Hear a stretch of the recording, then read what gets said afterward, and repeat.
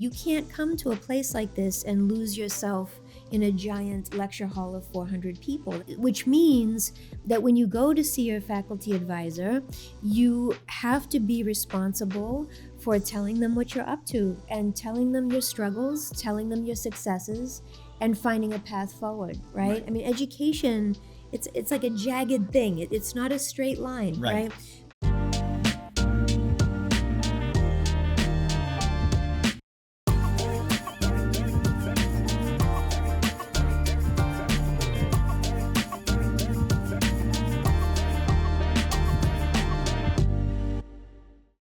Welcome, everyone, to the Illinois Wesleyan University podcast, where we talk about great people and big happenings in the Illinois Wesleyan world. I'm Demetria Kalodimos, a 1981 graduate in music education, but I went on to become a broadcast journalist for more than 40 years in Nashville, Tennessee. And I am Andy Kreiss, a graduate of Illinois Wesleyan's class of 1986. I'm a music theater major, but did that, but also found my way into communications and marketing ultimately. And it's my pleasure to get to introduce you to Professor Joanne Diaz, the director of the Center for the Humanities here at Wesleyan. She's been on the faculty since 2008. And honest to God, when I say it is my pleasure to be here with you, I'm serious. So welcome. Thank you so much. I appreciate it. Yeah. I just start us off. Is that okay? Sure. In the face of the shift in the job market due to AI, I'm wondering if you could talk about the value of studying humanities. Wow, you're not beating around the bush. No, let's You're go getting right at into it. Yeah, that's great. That is a great question, and I think about it every day. I bet. It interests me because the humanities are the place where we think about what we value, what we believe in, how we express ourselves, how we imagine the world, right? So those are the disciplines like English literature, creative writing, history, philosophy, languages, literatures, and cultures. And the wonderful thing that happens in those disciplines, and of course that happens throughout the university in various ways. Sure. But our charge in those disciplines is to really focus on what makes us uniquely human. And for us, reading and writing are paths to discovery. Writing is not only something that is just a grammatical system, it is a creative act, it is an analytical act. And it interests me, your question, because of course, when we read the news, when we hear sort of the buzz in our culture, we keep hearing about the end of editing, the end of writing, the end of reading, because AI can take care of so many of those troublesome activities. Right. And yet, there is still something that we are able to give to those activities. It's almost like our fingerprint, right? Our fingerprints are uniquely our own. And the same is true with all forms of creative and analytical writing. And I'm not too worried about the end of writing per se. And if anything, I feel like what we have to offer students is more important than ever before. That's what I would say. That's a short answer. There are many other ways I could answer that. And I bet we'll come to it again in this discussion. So tell us more about the Center for Humanities. What is it, and what will it offer to students that they didn't previously have? The Center for the Humanities is a physical space where we'll have an opportunity to do all of the things that we do best in the humanities disciplines, right? So this is a space in the Center for Liberal Arts where we will have book discussion groups, we will have philosophy colloquia, we will have film screenings, we will have poetry readings, we will have different kinds of events and programming throughout the semester that reinforces what we're already doing beautifully in the classroom, right? We say that Illinois Wesleyan is the place where you come to learn about democratic citizenship and life in a global society. We say that it's the place where you learn about ethical decision-making and critical thinking and analytical reasoning. And this is the place where students will get, and faculty and staff will get to practice that all day, every day. And we're really looking forward to that. As the Center for Humanities evolved from an idea into a gathering place on campus, how have things changed? And has that coalesced nicely like you thought it would. It has. It's been really interesting. So, when we started this idea for the Center for the Humanities, this was our first academic year of even having this notion, right? So, in roughly April of last year, the Humanities Division asked me to be the director for this new center. And at the time that they asked me to do that, it was an idea to have a brick and mortar structure that we could call a center. But the beautiful thing about the humanities is that we've been doing events and programming and workshops and readings and all kinds of activities related to the humanities ever since Illinois Wesleyan has been around, right? So that's not new. But what happened, and this was purely an accident, but it was an accident that the institution turned into an opportunity. And that was in August of 2025, we had a terrible flood. It was the result of a malfunctioning spigot, Oh, a right. sprinkler, Ah. and it just flooded the entire first floor of the Center for Liberal Arts. It was a disaster. I mean, there was drywall was destroyed, carpeting was destroyed, and all of the faculty who have their offices on that floor had to relocate for the semester and go elsewhere so they could just rip up the whole floor. But what President Zenger and others in the administration saw was an opportunity to turn this space into what would become Nice. an actual center for the humanities. So what does that mean? It means that this is now a space that's newly furnished, new lighting, new carpeting, and we've completely reconfigured it in such a way so that students can use it for interactive workshops, book discussion groups, different types of readings, performances, film screenings, just dozens of different things. And faculty are envisioning it this way as well. So we just got the furniture installed in March. Like, this is all really, really new. And we haven't even decorated it yet.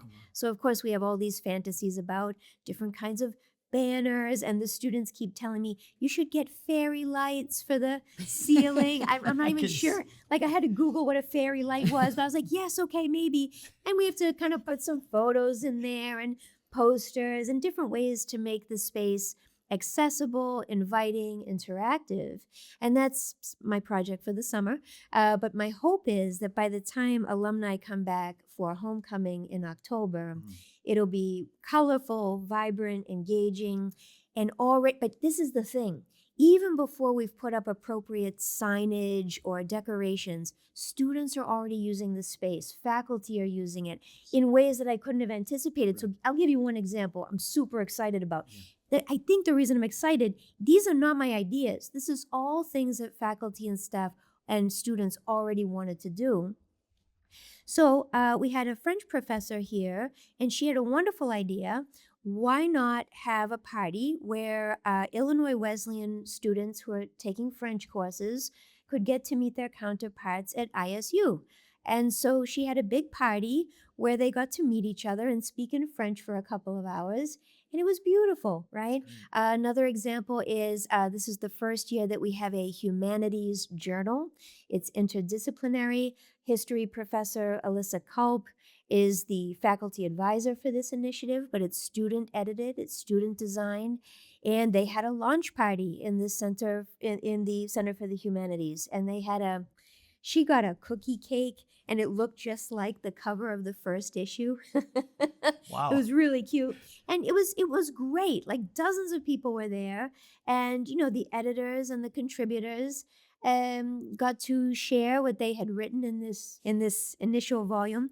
And it was a wonderful thing to see. And in the days to come, we're going to have a study abroad event down there. We have another professor who's brought her language classes in to do small group work. So it's starting to become a place where people feel welcome and productive and energized. So that was the goal, and it's already starting to happen.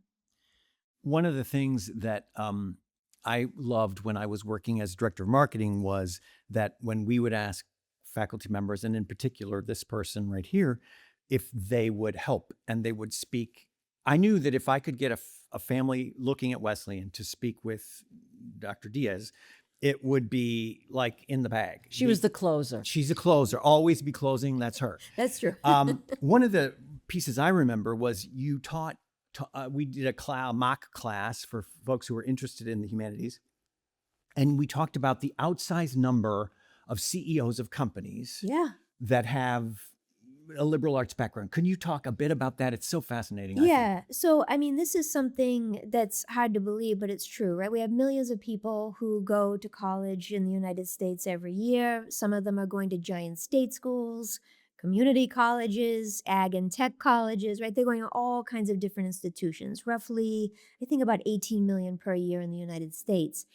And only about 4% of those people go to a small liberal arts college. So it's a very tiny amount of people, right? But of those 4% of people who go to a small liberal arts college, they have an outsized influence on the culture. And so what I mean by that is 1/3 of US presidents have gone to a place like this.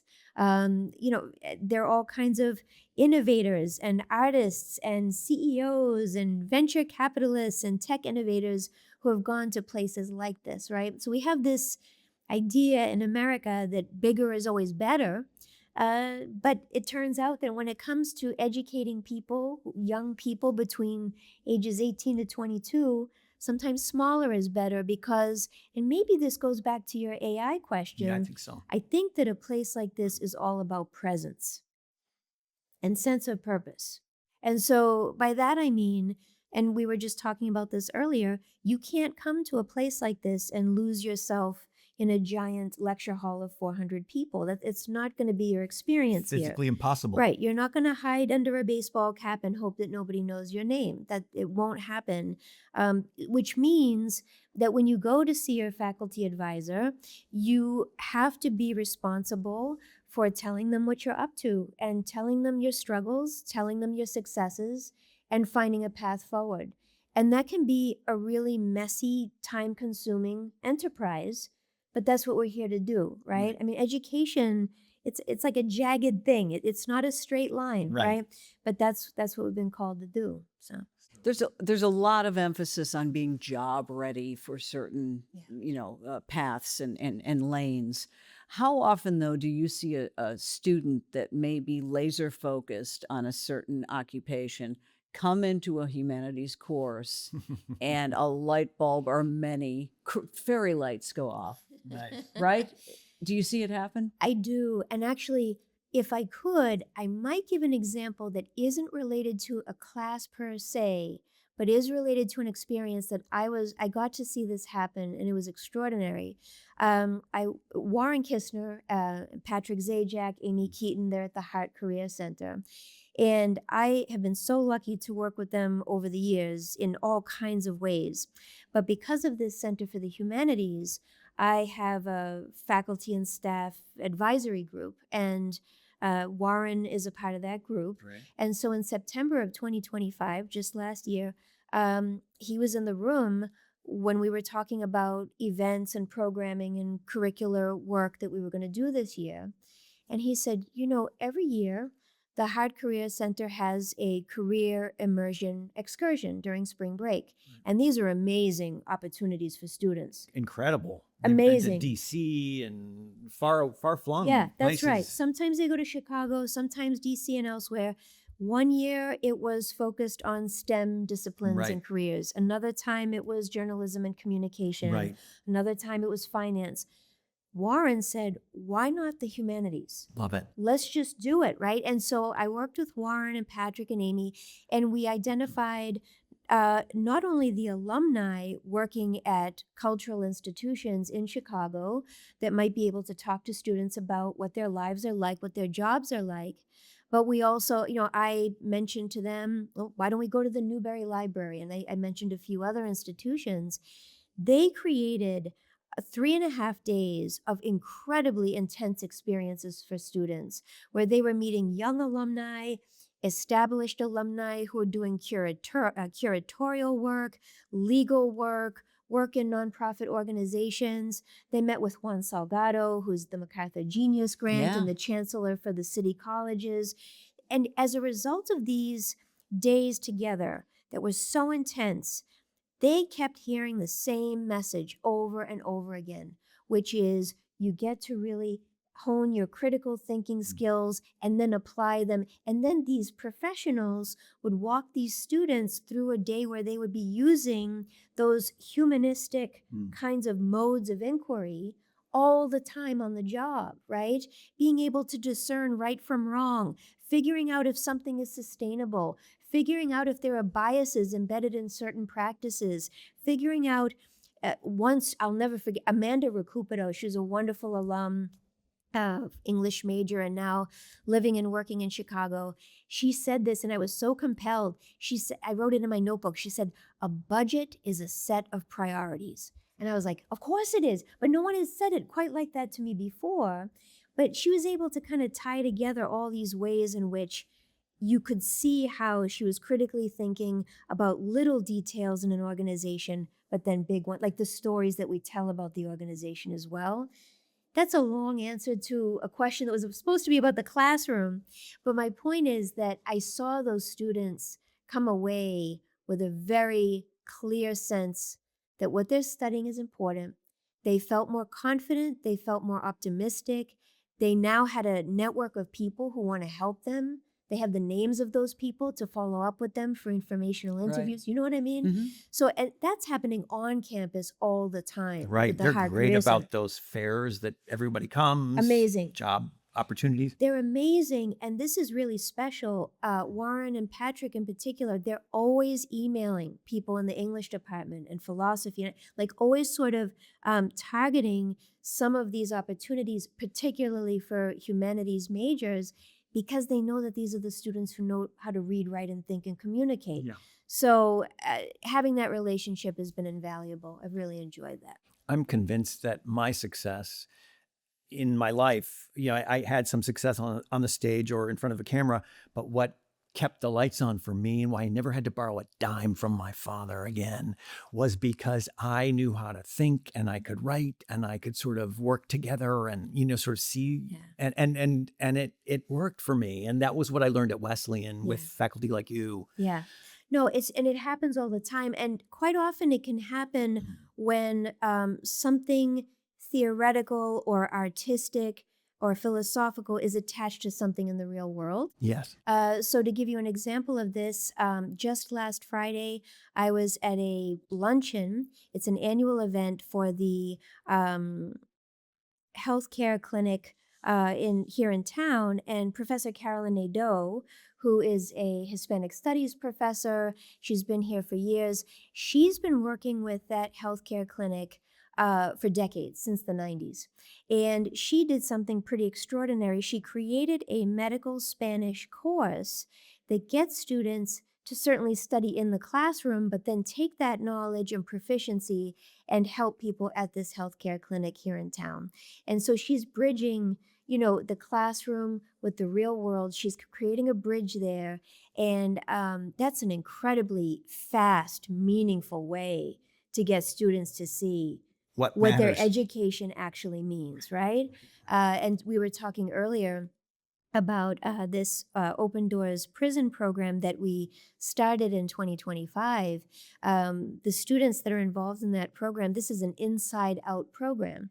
So that means that Illinois Wesleyan students are sharing a classroom space with justice-impacted individuals at a maximum security prison. And so these are students who are English majors, philosophy, political science.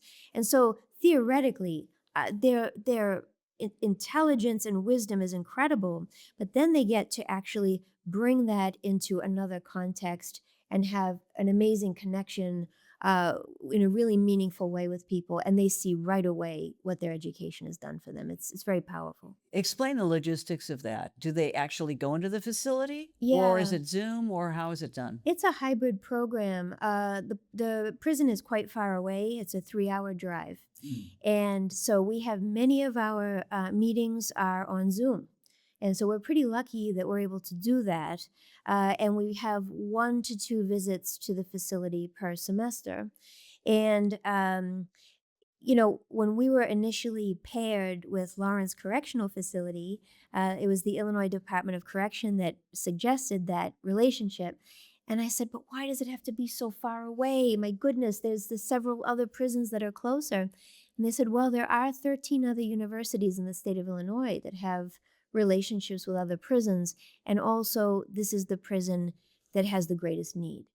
And so if you really care about what you say you want to do here, we recommend that you pair with this prison. And so we have. And it's been a very powerful experience for everyone involved. Yeah, I would imagine just stepping foot into a correction facility is eye-opening for some of our students. It is. And several of the students who are involved in this program, the IWU students, are pre-law. And they've already said that it's shaped their thinking about justice, about punishment, about the carceral systems that we have. So it's been very powerful. One of the things that I always looked forward to when I was a student was the copy of Tributaries that came out. Is it still going? Yes, it's still going, and it's going strong. Yeah, so that's the Creative Arts Journal. That is certainly largely the work of the editors are English majors often, but not always. But this is a creative arts journal that includes visual art, prose, poetry. It's all contributions by students. It's edited and designed and promoted by students. And what a wonderful opportunity as an undergraduate to be at the front of an organization like that and be able to acquire those skills. If you've ever been involved with reading submissions and then making a decision on what to accept, what needs more work, that is such a powerful learning opportunity. So yes, students are still doing that, and it's they're doing a great job. Oh, that's great. Yeah. That's good to know. Yeah. It's a great tradition. I know. Having students physically gather in the center, which is the bottom floor of a building, but isn't there value of that face-to-face, side-by-side contact? There absolutely is. And again, if you look at these students, they were deprived of so much of that during the most formative time of their lives in late middle school and high school, right? And with COVID. And so they're emerging from that, but they're still very hungry for that type of interaction. And it's been so much fun. Again, even in just the few weeks that we've had that furniture, it has been so much fun to see them gathering in this space. There was a philosophy colloquium there just a few weeks ago. There's some plans for some other events in the days to come. But here's what's interesting. They're not just using the space for scheduled events. They're spontaneous. Impromptu? Yes. Yeah. They're using the space sometimes to work alone and just do some quiet work before they meet with a professor during office hours.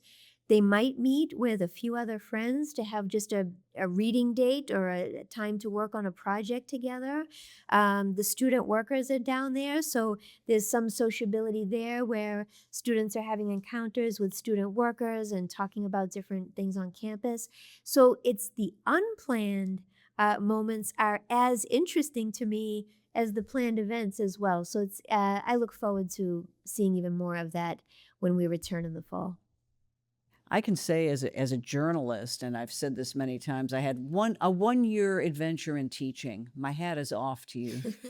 It really was quite a challenge, but knowing a little about a lot is far more valuable than knowing a lot about a little. Yes. Yep. You may be called upon tomorrow to explain the tax code, and the next day you're interviewing a scientist or a medical doctor, and the day after that you're talking to a musician. You really need that breadth of experience and appreciation, and I don't see it coming out of a very, very focused education that might be purely technical. And there's a place for that, I know. Sure. But I think what can be offered here, especially when students take advantage of the whole opportunity and course load here at Wesleyan, is they can get that sort of breadth. I think that's true. And this is something that people tell me all the time. I don't know it because I've been a professor for so many years. But people in the workforce, I've heard this and read this dozens of times. Whatever job you think you'll have when you graduate from college will already have changed by the time you graduate. So if that's true, and it is true, that's been the case since you and I went to college, right? If we know that's true, then that means agility and flexibility and resilience and curiosity are going to be your best friends. And if you've taken courses, and this is why we have our shared curriculum, this is why we have those general education classes, they're not just a checklist that you have to go down and check everything off the list to get out of here. Those are opportunities to challenge your value system, to challenge what you think you know, so that you can constantly be in that place of, sort of intellectual vigilance and be ready for the next opportunity, right? So yes to technical skills. There's no question we have to know those. I'm teaching a literary editing and publishing course next spring. And already I know that this summer, I really want to create a much better module all about InDesign and how to create, using the most recent version of InDesign. Because I feel like if you're going to leave a class like that, you have to have some basic principles of layout and design, or at least be aware of them, right? Even though the software could be miles ahead Yes. by the time you're Yes, using it'll it. have 15 updates between when they take the class. You'll have to buy a whole new system by Yes, the end. of course. And we know that. But even so, it's still worth doing. But also, in addition to that, I'm always about yes and, right? Both things can be true. Yes to the technical skills, but also to the theoretical frameworks that you then attach to those skills, yeah? So good. So good. Which brings me to a question. What do you think the Petrick Idea Center will offer students in the humanities? Oh, I think it's going to be great. I'm really excited about Yeah. it.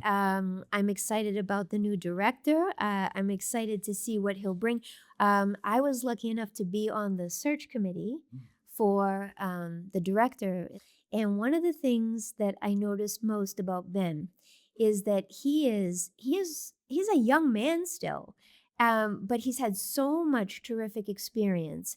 And at the heart of each of the stories that he was able to tell about his experiences was that he was able to see a gap or a problem or a challenge, and he was able to see a solution to it, and then he just did it.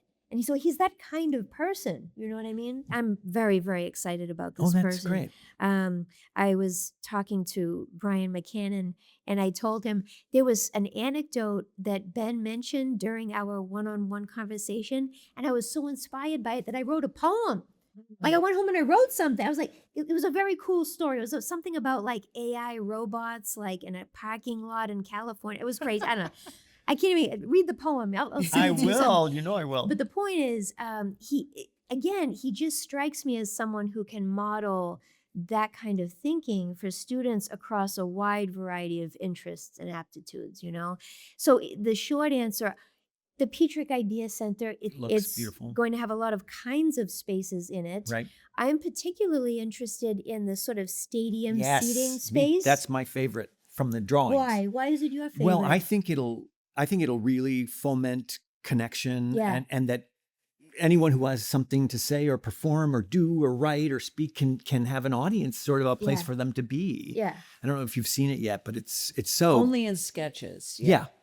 Well, and there's another thing about that particular space that interests me, and that's the largest sort of window facade, and it faces out. It faces beyond IWU to the community. It faces Main Street. Yes, it does, and that interests me. I feel like the architects must have had a hint there. Love it. That we should be reaching out to the community. Love and so it. I don't know what the director will do in his first, second, third years, but my hope is that we have an opportunity to bring as many kinds of people into the space as possible, to certainly think about innovation and entrepreneurship, but maybe to talk about ideas. I mean, it is an idea center, right? So maybe. Well, I love that. And in fact, one of the things I was charged with during my time here, and we worked on it, but it was hard, was how do we get the message that Wesleyan is here to this community across the streets, if you will, of Emerson and Maine and all that. And it feels like this is one of the salvos that'll really do that. Yes. Which brings me to a question. What do you feel like Dr. Z and his entourage how have they changed? What energy is different? What do you feel like they've brought to the campus for you now? So much. Say. What a great, where do I begin? I have a whole catalog of things that have changed here, but there's two. I was just talking to a student about this. I don't really know anything about leadership. I don't really understand what makes a great leader. But you know what I do? I always read the Sunday business section of the New York Times every week when it comes. I still get the hard copy of the paper. Good for you. And I think the reason that I read that section first is I actually know nothing about business. I'm not a money person. I know nothing about it. But there's often interesting articles in that section about CEOs, about leaders in various fields. And the thing that I keep noticing in those articles is that when a leader can trust and respect the people who work with them, they can get those people to do amazing things. And that is what President Zenger has brought to this place. There's many other things he's brought, but for me, as a worker at this place, he trusts his faculty members, he respects our expertise, and he appreciates us and wants to support us. And I see him extending that to the students and staff as well. It's hard to overstate how amazing that's been and how quick the transformation has been in the vibe of this place. I don't know what you would say, but I feel like that too. And for me, it's his presence Yeah. at events, and everywhere I go, he's there. yeah, But I love that idea that he's hired and he's got a great team, and then he lets the team do what they're great at, Yes. which is certainly what Yeah. you do. yeah. Well, no, it's been a great 2 years. It's been a lot of fun to see what's happened here. Yeah. That's great. Joanne, after 18 years, you have seen many, many classes come through here. What are the constants among Illinois Wesleyan students, but what are the new concerns? How have they changed? Yeah, that's a big one. I would say a lot of people ask me, what is it like? What are the students like right now? And a lot of people outside of academia are very concerned about people in late adolescence, early adulthood. And rightly so. I mean, we know the numbers about anxiety, about depression, about concerns about future employment. I mean, there Debt. are debt, college debt. I mean, the things that they are facing can feel very daunting. And all of that is true. I am concerned about that every day. And even bigger sort of epistemological questions that are raised by technology and how are we going to interact with each other when we're constantly in front of our devices, when we are constantly using that as a proxy for actual socialization and authentic social experiences. Having said that, I still believe that at their core, the students are the same as they have always been. And me and my husband always debate this because he's a professor at ISU. He's like, no, they've changed irrevocably. Everything has changed. And I'm like, actually, I don't think they have, though. And the reason I don't think students have changed at their core, has the culture changed? Absolutely. Have the challenge, the faces, the things that they're facing, their challenges, those have changed. They become, certainly COVID derailed a lot of things for everybody in the culture. But once you get people in that room and you start talking about a play by William Shakespeare, the things that he's able to get us to do together are still the same thing.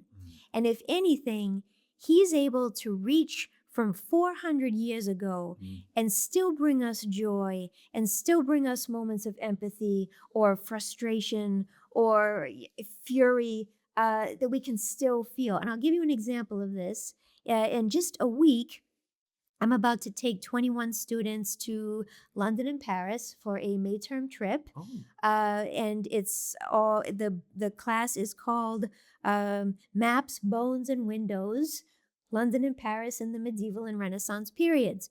And Can so I go? I was Can going to say, Can we we got go? two when more I tell seats. you, Yes, please. I'm seriously, sitting in the when back I moaning tell a you, lot. this class is going to be great. Even if I'm terrible, it's going to be great. No, here's why though, because we're going to go see Midsummer Night's Dream at the Globe Shakespeare Theater. We're going to Right, yeah. We're going to do a bookmaking workshop at the British Library. We're going to go to a medieval village in France and do a stone cutting workshop. I mean, it's going to be going to go to pilgrimage sites and all this. So we're really going to inhabit the frames of mind of people from 1,000 years ago. However, it occurred to me, we already have our tickets for the performance at the Globe, but the students who are going with me, there's a few English majors, but most of them are nursing, psychology, business, a whole range of students, right? So I thought, wait a minute, we can't go cold to see this play. Read it. And lots of students, even English majors, have apprehension with Shakespeare's language. Totally. So one of the students said to me, well, why don't we do a read aloud of Midsummer?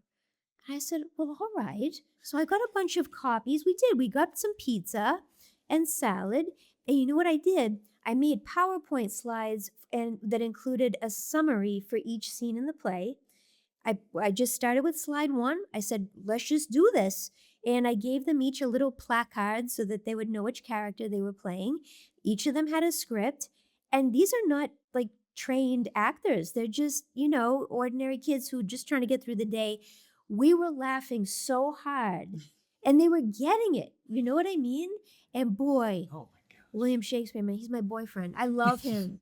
Like, it's because of him I have this job, first of all. Right. But to see just people who weren't expecting that encounter and weren't sure what to think about it, within 3 hours, they had this, 2.5, they had this really transformative experience. They can now go to the play with a little more confidence, and the fact that we did it together brought us together as a group a little more, right? Great. So when they go together and travel together, they can lean on each other a little bit more too. I forget what the question was. I don't know. No, Did hey, you do it where at the were we? Center for Humanities?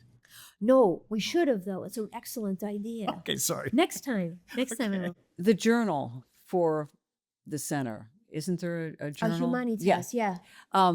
Where do alums and other people that might not be Ooh. around here access it? Oh, that's Is it online? wonderful. I'll send you a copy. Okay. It's in print version and online, which is beautiful. We So still love print. Yeah. I know. Oh, we love I print. really do. And actually, I was sort of the stick in the mud that said to Alyssa, can we please have as many print versions as possible? And she did. She created a whole bunch, which was great for our humanities conference that we had in February. So she was able to splay them all on the table, put them in the folders of presenters and participants, and it's a beautiful journal. So we have the print version, which, as I say, we're happy to send those to anyone, but also the library is hosting a web page where all the issues will have a digital home, so you can browse through it there. Wonderful. And there's a little bit of everything in there? Yeah, there's philosophy, English, history. And for me, I look forward to seeing what will happen in future issues. I am a huge fan of any moment when the humanities disciplines intersect with other disciplines, whether that's medical humanities, right? Environmental humanities, humanities and entrepreneurship, right? So looking at those moments of interdisciplinarity to see how these fields talk to each other, right? Mm-hmm. So I am really excited to see what students will do in the future. We should congratulate our guest because a book of poetry, her third just came out a week and a half ago. Fantastic. Called you. Electric Dress. Mhm. And I'm so excited about Thank that. you. I'm wondering what it's like to write a book and then have it come out and Yes. Well, I mean, this is what we do. However, for me, it's been a long time since I've published a book. I've been writing, all those years that before it came out. And so a lot of the poems in there, some of them had their genesis in ideas or experiences from like 10 years ago. So now I'm doing readings in different places, Right. and I'm reading these poems and I'm like, oh God, who even was I then when I wrote this thing, But it's interesting too, because when a poet writes a collection and then it's published in the world, of course, I have that in my mind, but a person reading or hearing the poem for the first time doesn't necessarily Right. have that. And so they may end up having an emotional or intellectual experience that it's is different or so far from what I remember And it's nice to re-engage with that. The reason I asked it is I'm thinking about our alum audience and Yeah. and ways they could explore you more, Yeah. but this new book. What would you say? What would you like to convey to our alumni audience? What do they not know about the English department? What do they not know about Wesleyan anymore? Yeah, that's a good question. Well, we now have a communication major that's overseen Yes. by the English department, which Yes. again it is a model of interdisciplinarity, truly like the communication degree is a liberal arts communication degree. Do you know what I mean? In this, Say more. so for example, um, I- you have graphic design courses being offered from the School of Art and Design. That's one of the courses that you can take for a communication degree.